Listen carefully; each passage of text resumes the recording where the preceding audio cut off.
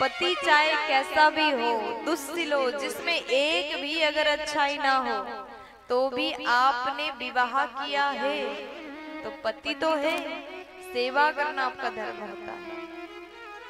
दुर्भगो वृद्धो, आपसे उम्र में बहुत बड़ा है तो भी सेवा करना आपका धर्म है। जड़ो रोग्य धनो पिवा, आपका पति सदैव रोगी रहता है, बीमार पड़ा रहता है, तो भी सेवा करना आपका धर्म होता है। हर नारी को चाहिए अपने पति के आदेश का पालन करें। आपके पति जो भी कहे उसका पालन करना आपका धर्म है। लेकिन अगर उचित आदेश हो तो ही पालन करना धर्म है। प्यार से बोलो। नारी को चाहिए पति का सेवा करें, क्योंकि पतिव्रता धर्म से बढ़कर एक नारी के लिए कोई दूसरा धर्म नहीं। और भारत की माताएं पतिव्रता धर्म का बड़े ही अच्छे से पालन करते हैं। जब भी माताएं व्रत करें तो अपने पति के लिए ही करती हैं। आपके झारखंड में आप लोग छठ पूजा करते हैं, है ना? बहुत दिन तक आप व्रत रखते हैं, लेकिन उसमें मैया से आप क्या मांगते हैं? पति के लिए लंबी उम्र का वरदान मांगते हैं। हमारे पति स्वस्थ रहे, प्रसन्न रहे, लंबी उम्र हो। इस प्रकार माताएं व्रत करती हैं और अपने पतिव्रता धर्म का खूब अच्छे से पालन करती हैं। अब यहाँ पर पतियों को भी चाहिए, अगर आपकी पत्नी आपका सेवा करती है तो पति का भी परम कर्तव्य होता है कि पत्नी का ख्याल रखे। अगर आपकी पत्नी बीमार है तो उसका सेवा करो। जब पति बीमार रहे तो पत्नी सेवा करती है, वो हर प्रकार से जितना हो सकता सेवा करती है ताकि पति जल्दी ठीक हो जाए।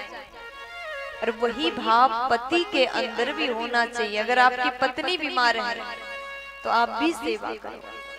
जब दोनों तरफ से सेवा होता है, दोनों तरफ से प्यार होता है, प्रेम होता है, तो जीवन में कभी दुख नहीं आएगा। जीवन की गाड़ी को अगर आगे ले जाना चाहते हो तो पति पत्नी को एक दूसरे का साथ देना पड़ता है, एक दूसरे का सपोर्ट करो, तभी आप अपने जीवन में सफल हो पाओ। प्यार से बोलो, जोर से बोलो। साथ देने का मतलब बीमारी में बस सेवा करना नहीं है। अगर आपकी पत्नी पढ़ना चाहती है, जीवन में कुछ पाना चाहती है, तो उसमें भी आप सपोर्ट करो। अगर आपके पति पढ़ाई को आगे बढ़ाना चाहते हैं तो पत्नी सपोर्ट करे। एक दूसरे को सफल बनाने के लिए दोनों मेहनत करें। अगर दोनों मिलकर के मेहनत करोगे तो एक न एक दिन जरूर सक्सेस हो जाओगे। जोर से बोल दीजिए ना, अरे मस्ती में बोलो ना, और जोर से बोलो ना। तो आज भगवान ने खूब उपदेश दिया, आपको अपने घर जाना चाहिए।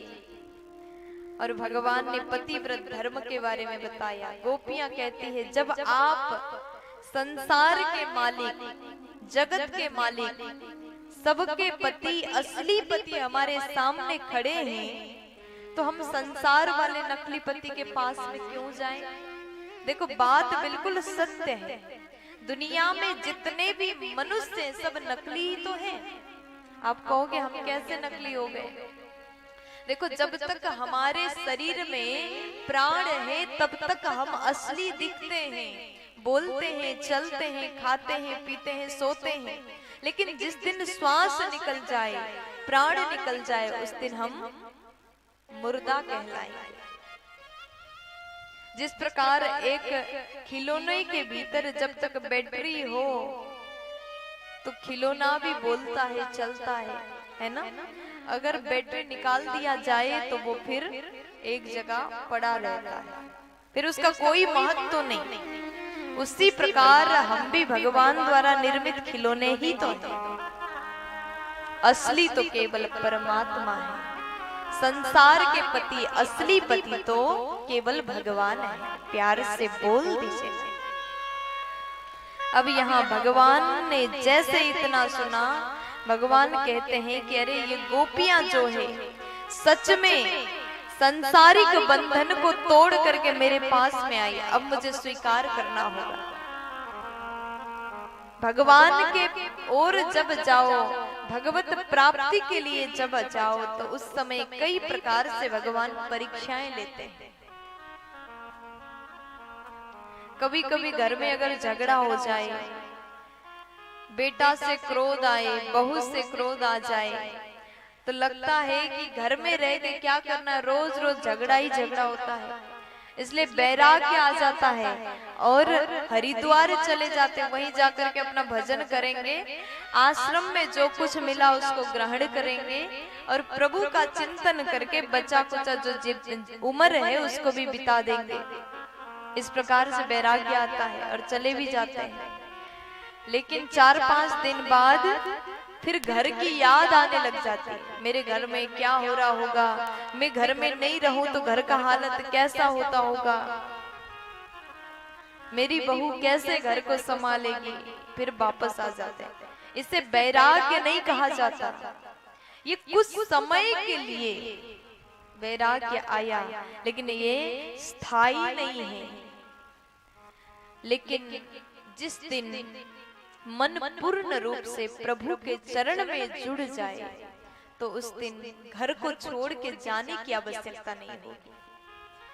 घर में रह कर के भी घड़ी को तीर्थ मान करके आप भगवान के चरण में अपना शरणागत आप ग्रहण कर सकते हैं।